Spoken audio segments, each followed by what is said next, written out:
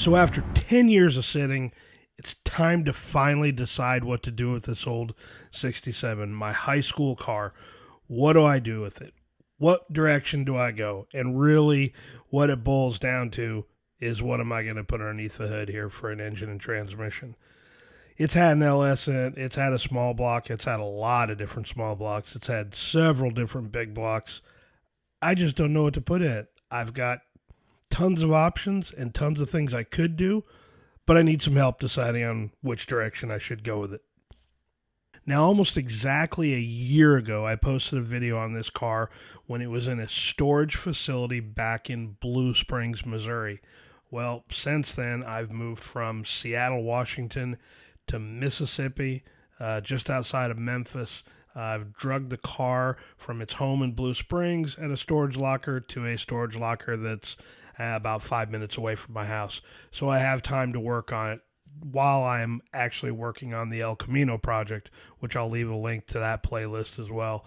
So I've got plenty of things to work on, but the El Camino's doing fine. I've got some time while I wait on some other things for it, and I thought, well, what the hell? Let's kind of throw the Chevelle back together, see if we can't get it on the road here in a couple of months and run and drive and throw some glass back in it and see if we can get it on the road. But I just don't know where to go with it.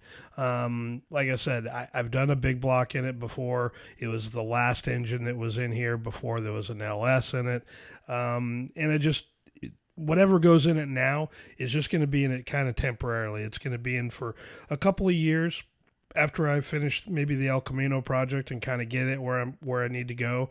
I'll get this thing back on the road. And quite honestly, I just need a drivetrain in it for when we send it off to the paint and body to finally have this thing taken care of. But it's a very, very well maintained car. It's been in storage or stored inside since 1998, I think, is when it finally stopped being parked outside and finally went full time into either my house or a storage unit. So it's been stored inside. It's had a body off restoration on it. The chassis has been completely done, completely chemically dipped.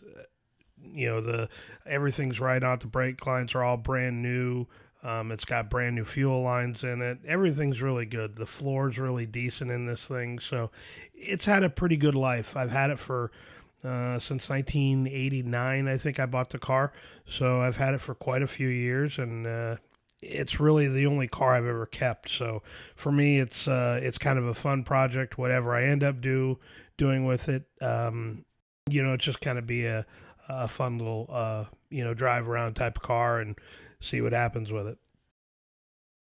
Thankfully, everything in here is fairly good shape. The floors are really good shape. The body is in good shape, other than some general rust and some spots that aren't that hot. But for the most part, the car's straight. It's very solid. The chassis obviously is, like I say, has been done and put back together. It's got some ugly spots here on the rear deck that I've taken pictures of before. I'm not sure if I put a video up on it or not, but I think it was probably in last year's video. But it's got some ugly spots in it. I'm not sure what that was from. The original owners of the car were the only owners of the car other than me, so they unfortunately passed away before I found out about all of it. So I'm not sure if that came out of the factory that way or what happened, but the car's been taken very well care of its whole life. It's probably actually, in all actuality, got less than 80,000 miles on it. It had 67,000 on it when I bought it. I drove it for a couple of years as a daily driver, and really it's just gotten a few little driving here and there. It's got a 9-inch underneath it. That's Herb Adams suspension, which is kind of rare on these cars, but Herb was certainly a pioneer when it came to suspension back then, so kind of a cool deal. It's got Hotchkiss control arms on the front and back. And that's really all the suspension. I did coilovers on them, but I ended up taking the coilovers off, selling them to somebody else to kind of fund something else. But needs quite a few things. Like I said, I need to throw some glass in it, put the fuel system back in, and kind of decide where I'm going to go with it. So what I need your help with, drop me a comment down below. I'll probably start a poll to give a couple options of what kind of engines we can put in here. I can put in whatever I want. So help me decide what goes in here. Do you want to see another small block in here? Another big block? Would you like to see another LS get dropped in here? Do you want to see an automatic or a manual back in it? It's got pedals for a manual in it still now. So let me know what you think. Drop me a comment down below. Tell me what you want to see in here. And who knows? Maybe I'll drop that in there. For sure, this one's going to start ramping up in some speed here pretty quickly. The videos are going to get a little bit more frequent on this one now that it's close to me. I've got time to work on it. We're in some summer months. Weather's nice and hot down here in Mississippi, so for sure it's time to get started. So anyway, don't hesitate. Like, subscribe. Please hit that notification bell. If you have any questions or comments, leave them down below. Tell me what engine you think I need to run in this thing. And hey, I can't wait to get back on this car. We'll see you on the next video.